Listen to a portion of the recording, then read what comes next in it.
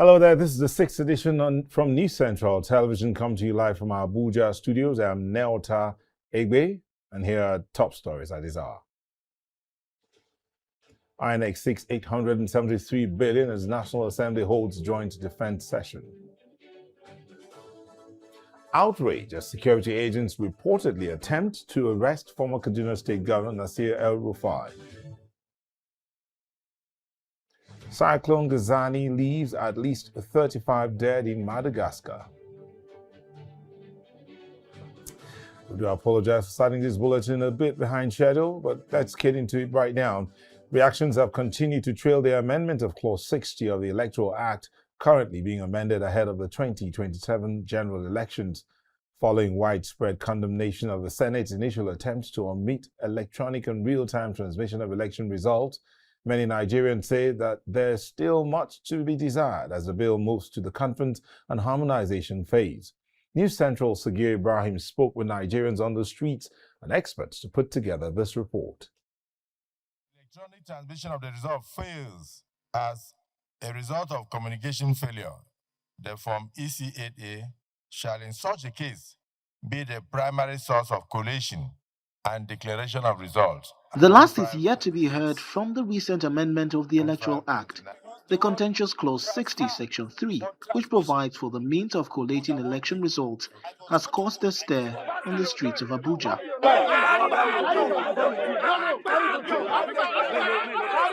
The current situation you have now is that every election, people are dying in their droves. If you think they won't rig, you're wasting time. To stop them from rigging, we must come out in large numbers. While the controversial amendment was rescinded and re-amended in the hope of quelling tensions, some Nigerians still insist that it falls short of expectations. It's disappointing to most of the Marxists who view that real-time transmission will go about a lot of transparency within the system, and that will bring confidence to INEC. But unfortunately, they are the lawmakers.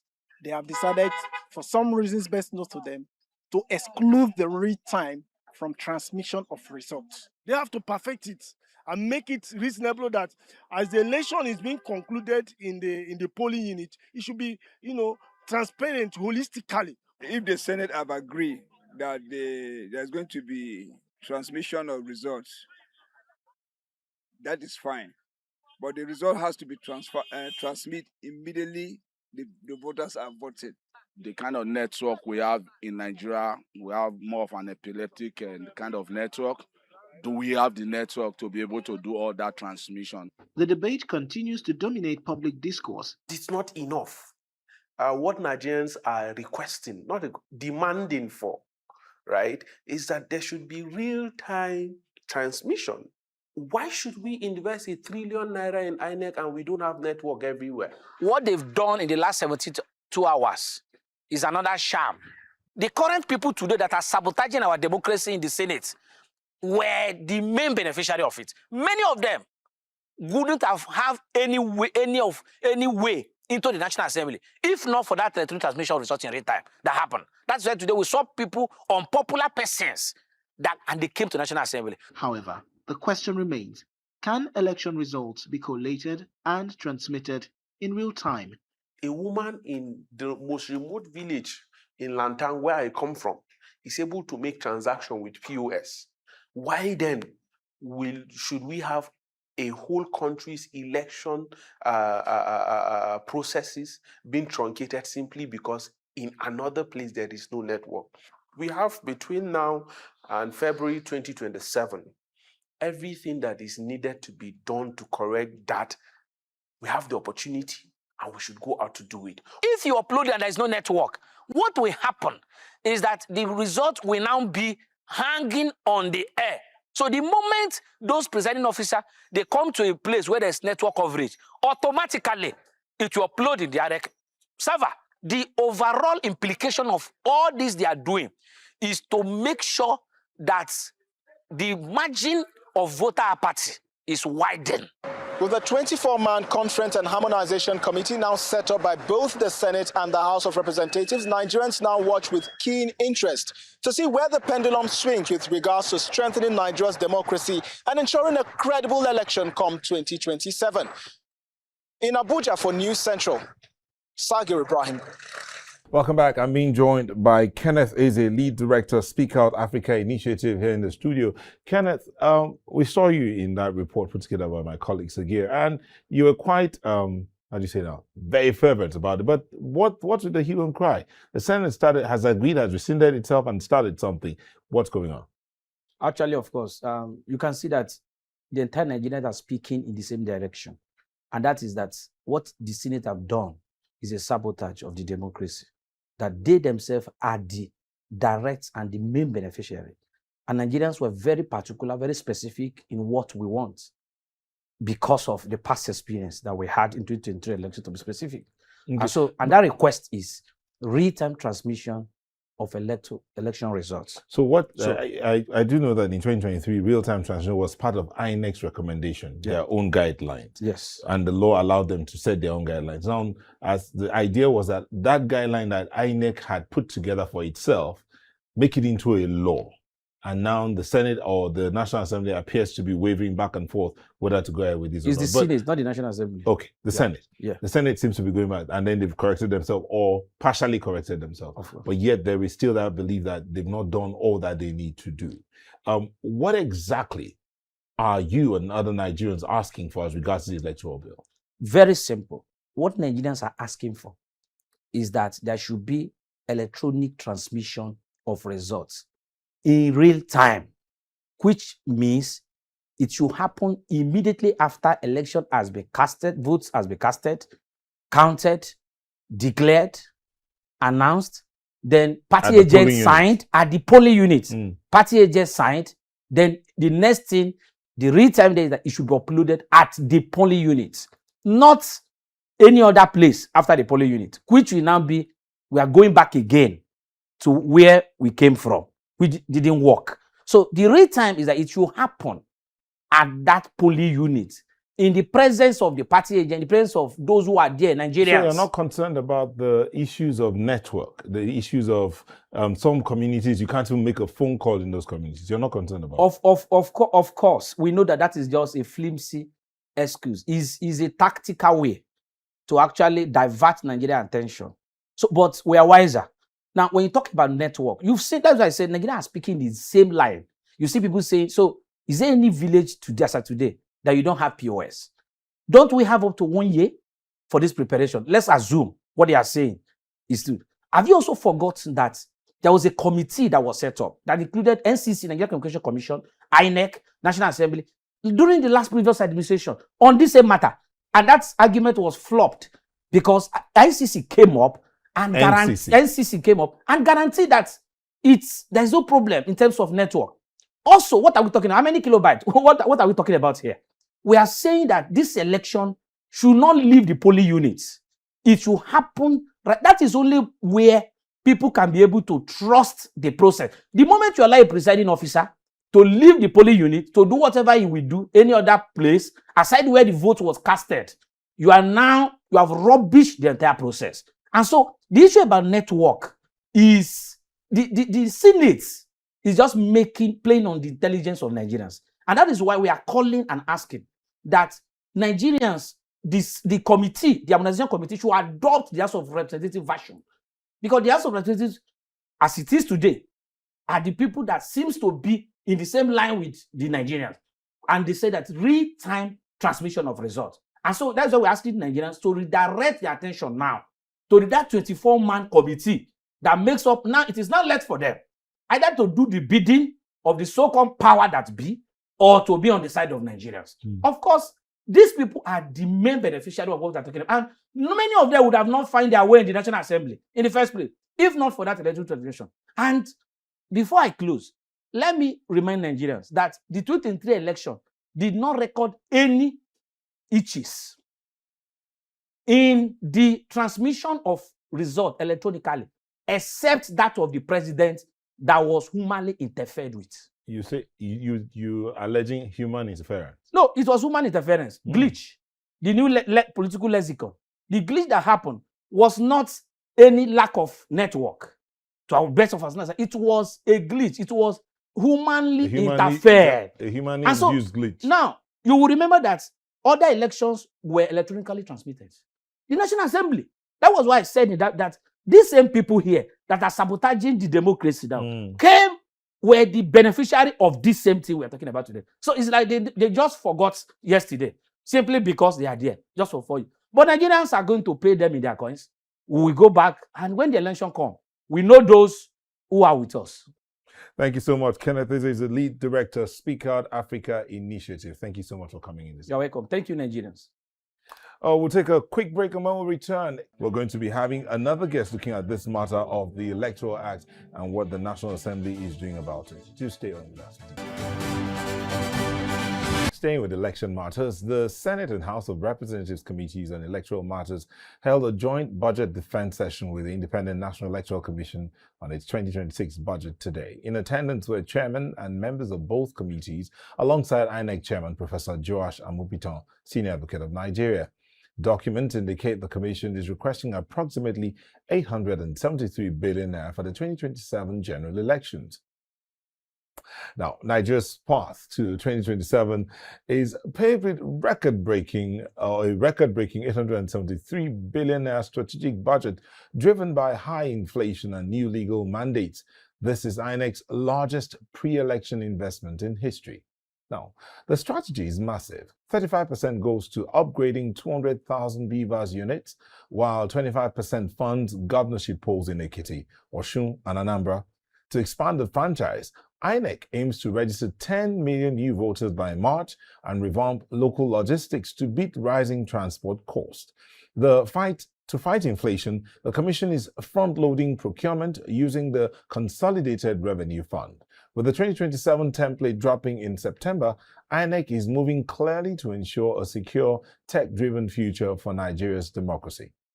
But INEC in 2025 strategic budget, in 2025, the then Commission had proposed a 126 billion naira budget for the 2025 to secure Nigeria's electoral future. Currently, only 40 billion is allocated. INEC is seeking an additional 86 billion to tackle inflation and the new minimum wage for its 14,700 strong workforce. The strategy is clear: reactivating 8,800 registration centers, procuring 440 BVAS units, and rehabilitating 860 offices nationwide to slash the 2027 queues. Mark your calendars. The nationwide voter registration reopens in August, all leading up to the critical Anambra governorship election in November 8th. INEC is ready to build the future now, shifting to the funding. Let's look at the 2024 budget. Transitioning from the 2023 peak, INEC's 40 billion statutory budget for 2024 shifted focus towards operational stability and post-election recovery. The Commission was prioritizing restoration, with 25% of the funds dedicated to rebuilding offices damaged by arson. Technology remained key, as 20% went towards maintaining 200,000 BVAS units and cleaning the National Registry of Voters. Crucially, 35% of the budget fueled the Edo and Ondo governorship elections. Following February's massive rerun across 26 states, all eyes now turn to the September 21st Edo poll and November 16 in Ondo. With about 1,000 legal battles also being funded, INEC was moving towards solidifying the foundation of Nigeria's democracy. In 2023, INEC's election budget totaled 355 billion, a 60% increase from the 2019 election. This surge funded nationwide election results transmission and compliance with the landmark Electoral Act of 2022. The Commission allocated 30% to BVAS technology and 25% to logistics. Significant funds also covered 1.2 million ad hoc staff and the printing of high security materials for 1,491 constituencies. The 2023 electoral cycle reached key milestones with the February 25th presidential polls. Following governorship elections on March 18, final supplementary contest concluded in 26 states by April 15. INEC's budget 2023 versus 2026. INEC's 2026 budget marks a staggering 145% increase from 2023, rising to 873 billion. This budget of consolidation addresses hyperinflation and aims to eliminate the chaotic concurrent funding of previous cycles. Funds are pivoting from the 2023 brand new technology purchases to intensive hardware maintenance and cybersecurity hardening. INEC would also launch QR-coded digital voter cards while managing tripled logistics costs due to fuel spikes. The 2026 cycle prioritizes capturing 10 million new voters through continuous voter registration. Off-cycle governorship polls in Ekiti, Osun, Anambra will serve as critical technology beta tests before the 2027 general elections. Quite a lot to chew, but I have with me in the studio here Ezenwa Nwangu, who's Partners for Electoral Reforms. Thank you for joining us, Mr. Wang. Good evening. Thank you for having me. Okay, so let's start from that 2023 and 2026 budget. 300 plus billion to 800 plus billion. What's AB? Well, this is budget. That's not actual. Okay. So many times people run away with these figures. And if you go to INEC and ask them if how much of the 2023 budget they eventually got, you'll be shocked that even up till now, some of those, what was in that budget was never released. Just saying so. So unpacking this, like they talked about inflation and the rest, but not the bigger challenge is that I would have thought that INEC would be leveraging existing infrastructure. And many times when I make the joke that your election can never be better than your infrastructure, people, look like what? This INEC will be buying buckets, mats, generator, mosquito nets. Why?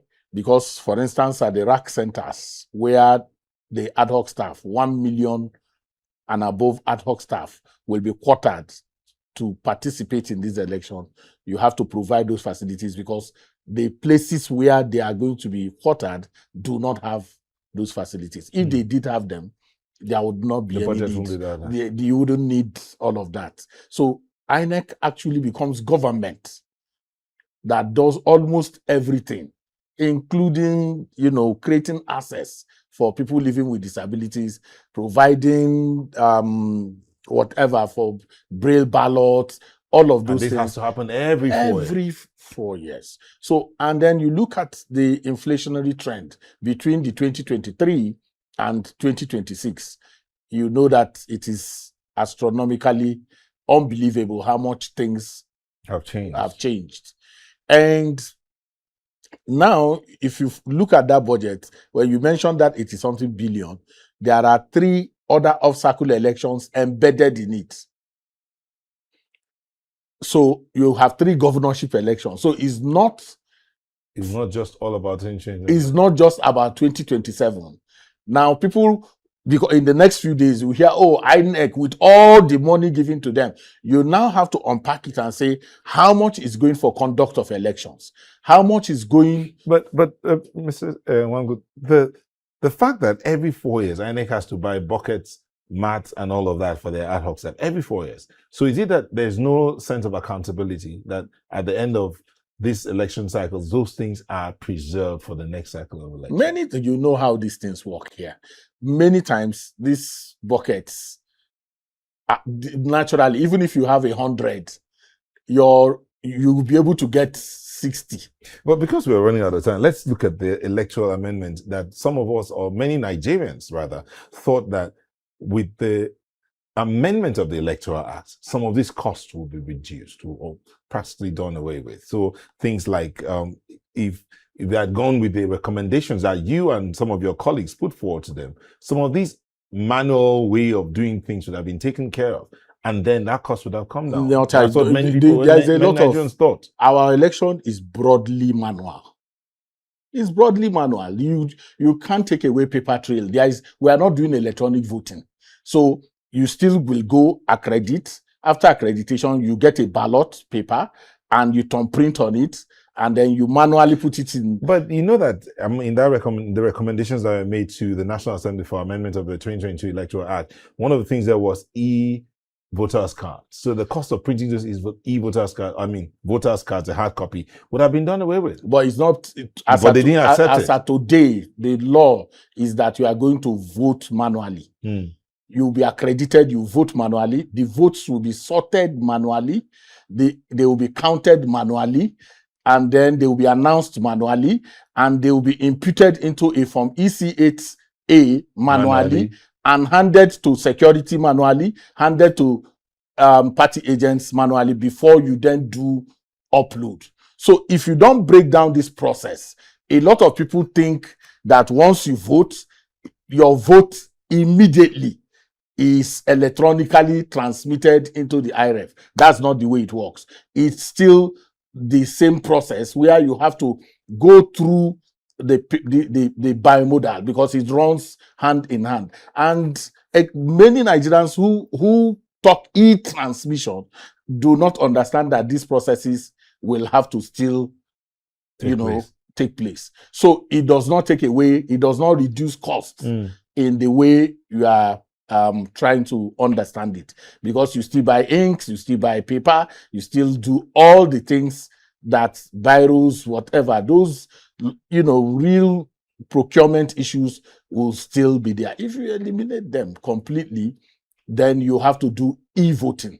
And then when you talk e-voting, then you really will then be talking about clear conversations about internet penetration, whether you like to have it or not. That conversation will have to take place. Well, you are not doing e-voting. You are doing manual thumb printing and sorting and counting and the rest of them. It does not in any way reduce the cost. Mr. Zinwanwangu, Partners for Electoral Reforms, we would thank you for coming in today, and would like to invite you ahead of time for the FCT Council polls on Saturday, because these matters, we'll look at them again. Thank you very much. We'll do it together. Thank you for coming. Thank you so much. We'll go on a quick break. When we return, El-Rufai resists detaining at the Abuja airport. Details in a moment. Welcome back. Security operatives allegedly attempted to arrest former Kaduna State Governor Nasir El-Rufai at the Abuja Nnamdi Azikiwe International Airport today. The incident occurred shortly after his arrival from Cairo, Egypt.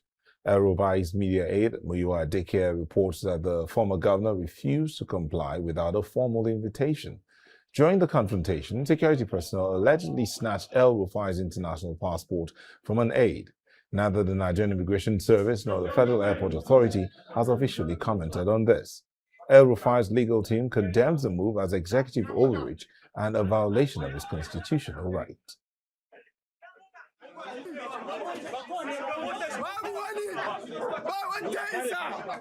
Now being joined by Ibrahim Sanusi, member of El-Rufai's media team. Thank you for joining us, Ibrahim. Thank you. What we saw amateur videos from the airport. What exactly is the situation? Why do you think the former governor was about to be detained? So actually, if you have been following politics in Nigeria recently, you understand that there is an acute abuse of power by the ruling party, whereby they just cook up any flimsy excuse and arrest you based on that. To my knowledge, El-Rufai, before he arrived in Nigeria, he told you all that they are planning to arrest him. And he even mentioned that by Monday he's going to honor that invitation. So it's surprising to see people from DSS storming the airport, causing chaos and all sorts of unethical behaviors. We are living in a country where there is rule of law. If the government or DSS or any government agency that feel there is need for El-Rufai to come and answer some questions, they should write to him. He mentioned it several times that he's open to any invitation. But incidentally, in those videos we just saw movement. There was no uniformed personnel there. So actually, they have been at the airport since around 10, because I was also at the airport around that time. So we have been observing their movement. Some of them wear suits, and there are some that wear uniform that parked at the car park. But the one that came to the arrival area, just wear suit, and some of them on a mufti. So they tried to arrest him, and from the videos you can see, he told them that where's their arrest warrant or their letter of invitation. This to tell you that the DSS or the security architecture of this country is in the hand of, I will call it, incompetent people that place their political survival above what is right. So, why would you call them incompetent? I mean, Yes, so it's a basic knowledge that if you are coming to arrest anyone, that you should come with an arrest warrant or a letter of invitation. But they didn't carry any. That's why we stood our ground and prevent them from arresting El-Rufai. And any day, anytime, we will continue to resist any impunity from APC. so just the yes or no. So if you see an invite or an arrest warrant, you will not stand to Yes, resist. we will escort him because everyone knows that El-Rufai and his camp are law-abiding citizens. All right, thank you very much. We had Ibrahim Modibo Sanusi, member of the El-Rufai media team, coming this evening. Thank you. Thank you. Thank you so much. We wish Thank you well. Well, we would like to also put out this invite to the Department of State Services to say, well, you've heard the El-Rufai team saying that you're incompetent. We put out this invite to you. So come, you do have a right of response. I would like to hear from you as quickly as possible.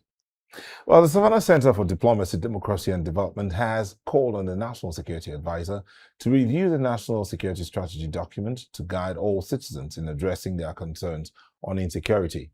Executive Director of the Center, Sani Bala, made the call at a news briefing on the state of the nation held in Abuja on Thursday, imploring federal and state governments to follow through the establishment of the regional security outfits and community policing, ensure community ownership of the policing operations.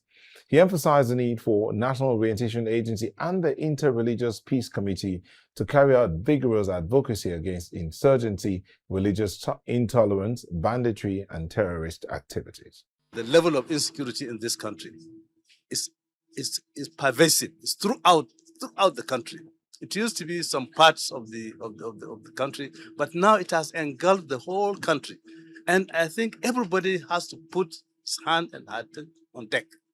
That's why we are calling on the National Security Advisor to look at the security architecture. What is left behind? We have to bring so many people, all shades of opinion on board, so that we can talk about the national security, which is the way forward. If America is willing to support Nigeria to address its security challenges, well, we're in for it, definitely, because we know that it's beyond us. We have been trying our best, and once we get to our limit, we need the support of other countries. The basic concept behind, collaboration and multilateralism in terms of joint military operation is fantastic. Nigeria has also done it. We went to Liberia, we went to Sierra Leone. These are joint efforts. However, Nigeria never interfered into the internal matters. The concept of bringing military troops together to solve a common problem is welcome. Still talking security matters, the Kwankwaso movement has dismissed claims that its leader, Senator Rabiu Kwankwaso, is being targeted under a proposed United States Religious Freedom Bill. The U.S.-Nigeria Religious Freedom and Accountability Act 2026, introduced by 5 years lawmakers, proposes sanctions against Kwankwaso, the Miyetti Allah Cattle Breeders Association of Nigeria, and the Miyetti Allah Kota Hore over alleged violations of religious freedom. The bill accuses Kwankwaso of contributing to the persecution of Christians in Nigeria. In a statement issued on Thursday, the movement described the allegation as unfounded and called on the U.S. legislators to remove his name from the bill. Spokesperson Habibu Saleh Mohammed said the inclusion amounts to selective targeting of the former Kano State Governor and presidential candidate. And in the same vein, the New Nigeria People's Party has rejected reports that a proposed United States congressional bill recommends sanctions against its national leader over alleged religious freedom violations. A statement issued in Abuja, the party's National Policy Secretary Ladikwa Johnson described the report as shocking and denied any involvement of Kwankwaso in religious persecution. The NNPP cited Kwankwaso's record as former Kano State Governor, including his positions on security and interfaith relations, and questioned the basis for his inclusion in the proposed legislation. The party urged U.S. lawmakers to review the allegations carefully, insisting that his public service record does not support claims of rights violations. Well, to help us dig into this, I'm joined by Ambassador Muhammad Awal Musa, NNPP National Youth Leader. Thank you for joining us. Thank you very much, sir. Awal, this matter is, yes, coming from the U.S. into Nigeria. Some will say, why does the U.S. have to bother about Nigeria? But you are reacting to the fact that your principal's name is in that list. Yes. Why? Why do we, the way we look at it is just like a political blackmail. That is how we classify it, because our leader, based on his track record, such thing never happened in his life. You said political blackmail. Yeah. Who do you think is blackmailing Alhaji Kwankwaso? People who took his name to the Congress, who are trying to pass the bill to ban him from entering their country, prison. Despite that, he's somebody who doesn't even have an account in America, because I work closer to him. He doesn't have a house, but the names matter a lot. So that's why I said it's some of the political opposition or enemies. They are the one who took his name to American for such allegation. Are you thinking that this is tied to the 2027 election? It's 2027 election. Yes, because they target him many places, in many areas. Like you can see, they'll be able to separate him between him and the governor. And they started with the issue of our political implying party. that the governor has no mind on his own to decide what he wants to do or where he wants to go? I did said he doesn't have his. You said they succeeded in separating him Yes, and the governor. yes, because he was elected under our platform, and all of suddenly, without any strong reason, he just wake up and said he left us. That is why we said. And when we look at when he was making the first statement he made, the reason why he left the NNPP is for him to have a lot of money, and he was even awarded 1 trillion rail station in Kano. So that is why we said they use all these things to separate him between the leader, Dr. Engineer Rabiu Musa Kwankwaso, so to reduce his power. What would you say? They started it with our. When you look at, they started with the political parties. They have been engaging us in different. They sponsor some organization or some people, some persons to be taking us to the court here and there, to make sure that we don't have a platform. Not only us, any political figure in this country who has political value, who they think is going to bring problem for them for their 2027 election, they will look for. When we look at Peter Obi from Labour, they be able to succeed in destroying the Labour Party. The same thing, they try to destroy NNPP, but by God's grace, we'll be able to sustain it. So what do you think is the way forward they are targeting me as a person. What's the way forward? What would you expect? The way forward is all the opposition party, because what is happening in the country today is not about individual. It's about Nigeria. It's about 200 million people. So we are calling all the opposition should come together to see how we can rescue this country from what we are facing today. So we're going to see a possible collaboration. I didn't call it merger. You can call it any name, but what I'm saying, the opposition, if really we want to get out of this mess, we all know what we are facing in this country: insecurity, economy, and whatsoever hardship. So then we need to come together to salvage this country, not individual interests. Thank you so much. We had Muhammad Awal Musa, NNPP National Youth Leader. Thank you for coming in this evening. Thank you very much. We wish you well. We'll take another moment. When we return, Cyclone Gazani leaves 35 dead in Madagascar. Details in a moment.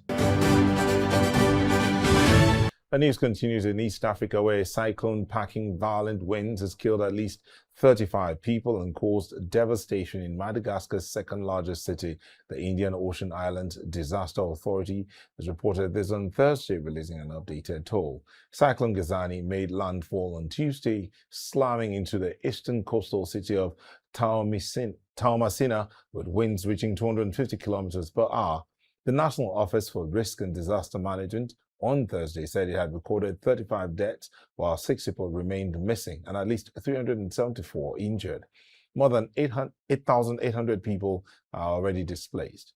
Madagascar's new leader, Colonel Michael Randravina, on Thursday called for international solidarity after the cyclone ravaged up to 75% of Toamasina and its surroundings. And at least 21 people have drowned following a boat accident on the River Nile in Sudan. Officials in Khartoum state said the vessel sank during a river crossing, with emergency teams recovering several bodies from the water.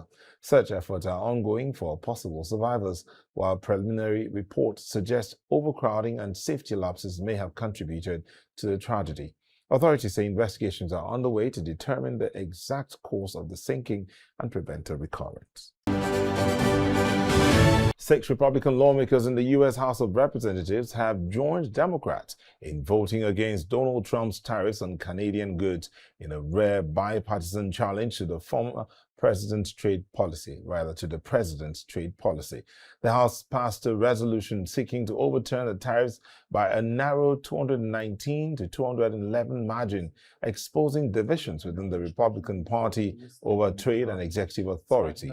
Supporters of the measure argue that the tariffs could strain U.S.-Canada relations and increase costs for American businesses and consumers. The lawmakers also questioned the use of national emergency powers to justify the policy. Despite the vote, the resolution faces steep hurdles in the Senate and a likely presidential veto, making its impact largely symbolic. The development underscores growing political tension over trade policy ahead of upcoming elections. Renowned investor Femi Otedola says the naira could trade below $1,000 per dollar, 1,000 naira per dollar before year-end, pointing to Dangote Refinery's attainment of full capacity. In a post to Next, Otedola argued that domestic refining, now supplying up to 75 million liters of petrol daily, will reduce Nigeria's reliance on fuel imports and ease pressure on foreign exchange demand. He also highlighted Dangote's planned $12 billion expansion to raise capacity to 1.4 million barrels per day and add petrochemical outputs, including polypropylene and linear alkyl benzene. The Lekki-based 650,000 barrels per day refinery recently reached nameplate capacity and has begun 72-hour performance test with UOP to validate efficiency and global standards. And that's it on the 6th edition for today. But just before we go, a look at our major stories. We told you that INEC is seeking 873 billion naira as the National Assembly holds joint defense session. And that outrage as security agents attempt to arrest former Kaduna State Governor Nasir El-Rufai at the Abuja International Airport. We also told you that Cyclone Gizani has left at least 35 people dead in Madagascar. Thank you for watching. We'd like to hear your comments or your report. Send them to the WhatsApp number showing on your screen. Do follow us on social media. We are at News Central TV. You can watch News Central live on DSTV channel 422, GoTV channel 23, Star Times, channels 274, Able TV, and YouTube. Many thanks for watching again. We'll see you again tomorrow. I'm Neota Igbe.